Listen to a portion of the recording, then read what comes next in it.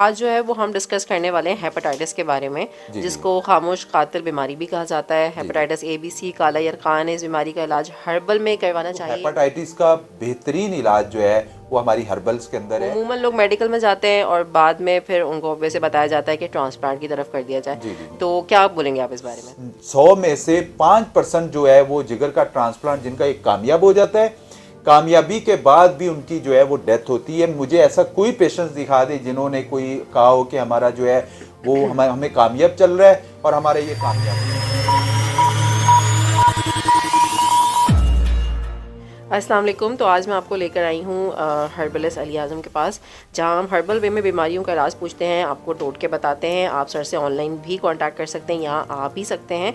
तो अस्सलाम वालेकुम सर, कैसे हैं आप? वालेकुम अस्सलाम, अल्लाह पाक का शुक्र। आप सुनाएं, ठीक है, खैरियत से? अल्हम्दुलिल्लाह। सर आज जो है वो हम डिस्कस करने वाले हैं हेपेटाइटिस के बारे में, जी जी जिसको खामोश कातिल बीमारी भी कहा जाता है। जी हेपेटाइटिस ए बी सी काला यरकान है। इस बीमारी का इलाज हर्बल में करवाना चाहिए या नहीं, ये हम डिस्कस करेंगे। जी जी उमूमन लोग मेडिकल में जाते हैं और बाद में फिर उनको वैसे बताया जाता है कि ट्रांसप्लांट की तरफ कर दिया जाए। जी जी। तो क्या आप बोलेंगे आप इस बारे में? जी बहुत शुक्रिया, ये बहुत अच्छा आपने टॉपिक देखा है। इसको जिन लोगों को हेपेटाइटिस हो जाता है, जो लोग जिगर का ट्रांसप्लांट करवाते हैं, मेरे लिए मैं उनके लिए एक बेहतर पैगाम यही दूंगा कि इस बीमारी को समझना ज़रूरी है। जब ये आपको प्रॉब्लम स्टार्ट होती है ना, जैसे जिगर पे अमूमन ज़्यादा सोजिश हो जाती है, और सोजिश जो होती है वो अल्कोहल की वजह से होती है या किसी भी इन्फेक्शन की वजह से होती है, जिनका मैदे में तजाबियत आ जाना, हाइपोटेंशन बढ़ जाना, मैदे में गैस्ट्रिक प्रॉब्लम हो जाना, जिसके बाद फिर hepatitis A, hepatitis B, hepatitis C, फिर डी, फिर ई, जिसको हम आगे जाके काला यरकान कहते हैं।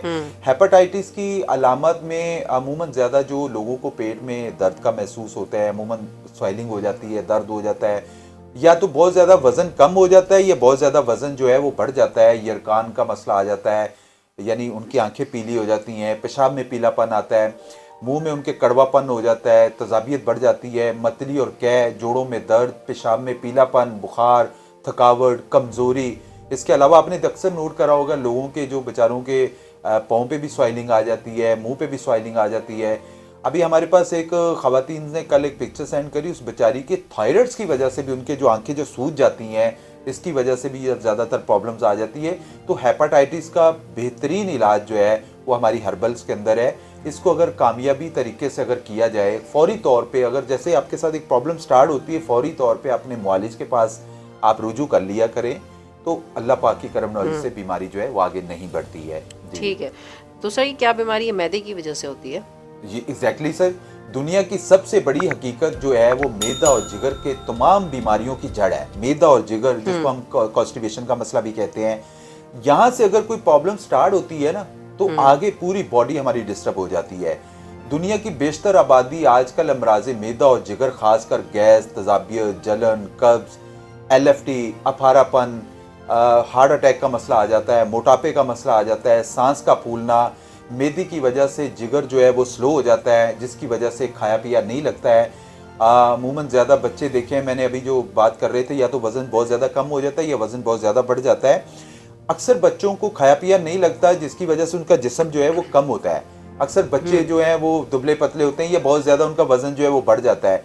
मोटे हैं तो मोटे ही होते जा रहे हैं, पतले हैं तो पतले होते जा रहे हैं। एक जिस्म के अंदर कुव्वत मदाफियत का मसला उनका कम हो जाता है। तो इसके हवाले से, या अमूमन ज़्यादा मैदे की वजह से लोगों के डॉक्टर क्या करते हैं, पित्ते का ऑपरेशन कर देते हैं, पित्ता निकाल देते हैं कि पित्ता आपका बहुत फास्ट है, इसमें पथरियाँ हो गई हैं। उसको निकलवाने के बाद भी ये जो प्रॉब्लम्स आती है, तो इसका 99.9% जो है वो मैदे की वजह से ये प्रॉब्लम्स जो है वो जिगर का मसला आता है। जी जी। यानी मैक्सिमम बीमारी आप कह रहे हैं कि मैदे के मसले की मैदे वजह से की वजह से, आती जी जी, एग्जैक्टली ये होते हैं, प्रॉब्लम्स आती है। जी। तो सर जिगर का ट्रांसप्लांट करवाना ठीक है, मतलब ट्रांसप्लांट करवाने की वजह से मरीज ठीक हो जाते हैं, मतलब उसके बाद ठीक रहता है?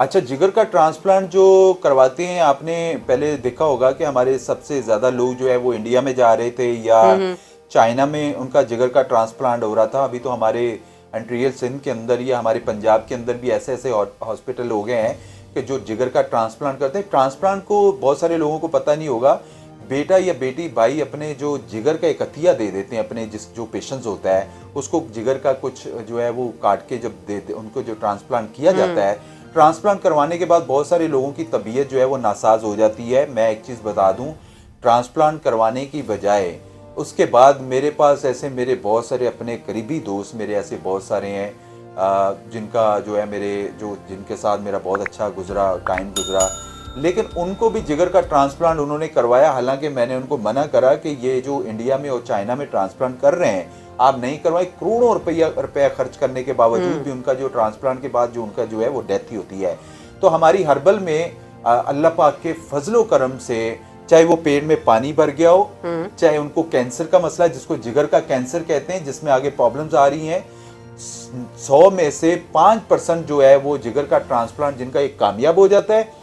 कामयाबी के बाद भी उनकी जो है वो डेथ होती है। मुझे ऐसा कोई पेशेंट दिखा दे जिन्होंने कोई कहा हो कि हमारा जो है वो हमें कामयाब चल रहा है और हमारा ये कामयाब हुआ है, उसके बाद भी लोगों की डेथ होती है। तो हर्बल इलाज में अल्लाह पाक की करम नवाजी से मेरे पास ऐसे बहुत सारे जो है वो लोग आए हैं जिनको हमने जो है वो इसके हवाले से उनको मेडिसिन दी, चाहे उनको पानी पेट में भर गया था, चाहे उनके जो प्रॉब्लम्स बढ़ गई थी, जिगर का मसला बढ़ गया था, हाइपोटेंशन का मसला बढ़ गया था, उन्होंने इलाज करवाने के बाद अल्लाह पाक के फजलो करम से उनका जो है प्रॉब्लम ठीक हुआ।